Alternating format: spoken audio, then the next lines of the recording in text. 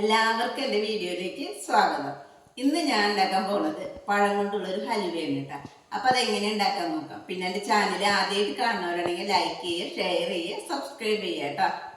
ഞാൻ ആദ്യം തന്നെ 3 നേന്ത്രപ്പഴമാണ് എടുത്തുള്ളത് കേട്ടോ. പിന്നെ 2 ഏലക്കായ വേണം, ഒരു അരമുറി തേങ്ങയുടെ പാലും വേണം. ഈ നേന്ത്രപ്പഴം നമുക്കിങ്ങനെ ചെറുതാക്കിയിട്ട് മുറിച്ചെടുക്കാം കേട്ടോ. ഞാൻ ഈ പഴം നുറുക്കിയതിലിട്ടു. ഇനി ഈ ഏലക്കായ 2 എണ്ണം കുറച്ച് തേങ്ങാപ്പാൽ ഒഴിച്ച് ഇത് നന്നായി അടിച്ചെടുക്കാം കേട്ടോ. ഞാനിത് പേസ്റ്റ് രൂപത്തിൽ അടിച്ചെടുത്തിട്ടുണ്ട് കേട്ടോ.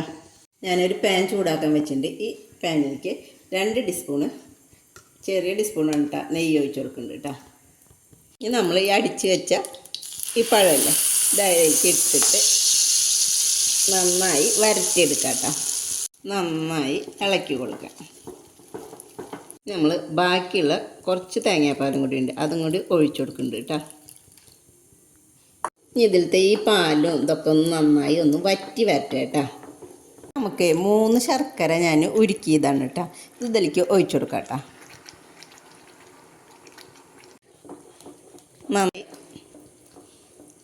നന്നായി ഇങ്ങനെ ഇളക്കി കൊടുത്ത് അലുവ ഇങ്ങനെ ഈ പാനിൻ്റെ മുകളിൽ നിന്ന് ഇങ്ങനെ വിട്ട് വരണ വരെ നമ്മളത് ഇളക്കി കൊടുക്കണം കേട്ടോ. ഇതൊക്കെ കണ്ട ഇങ്ങനെ നമ്മൾ അങ്ങനെ ഇളക്കുമ്പോൾ പാനിൽ നിന്ന് വിട്ട് ഇങ്ങനെ വരുന്ന സമയമാകുമ്പോൾ ഒരു ചെറിയ ടീസ്പൂണ് നെയ്യും കൂടി ഒഴിച്ചെടുക്കാം കേട്ടോ. ഞാനിവിടെ ഒരു പ്ലേറ്റ് എടുത്തിട്ട് അതിൽ നെയ്യൊക്കെ പുരട്ടി വെച്ചിട്ടുണ്ട്. ഇനി ഇതിലേക്ക് ഞാൻ വെളുത്ത എള്ള് ഇട്ട് കൊടുക്കുന്നുണ്ട് കേട്ടോ. ഇത് നമുക്ക് തീ ഓഫാക്കിയിട്ട് നമുക്കിത് പ്ലേറ്റിലേക്ക് ചെരിയാം കേട്ടോ.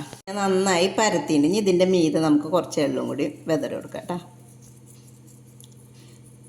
നമുക്കിത് നന്നായി ചൂടാറി കഴിഞ്ഞാൽ ഇത് ഇങ്ങനെ മുറിച്ചെടുക്കാം കേട്ടോ. നമുക്ക് ഓരോ പീസുകളായിട്ട് ഇങ്ങനെ മുറിച്ചെടുക്കാം കേട്ടോ.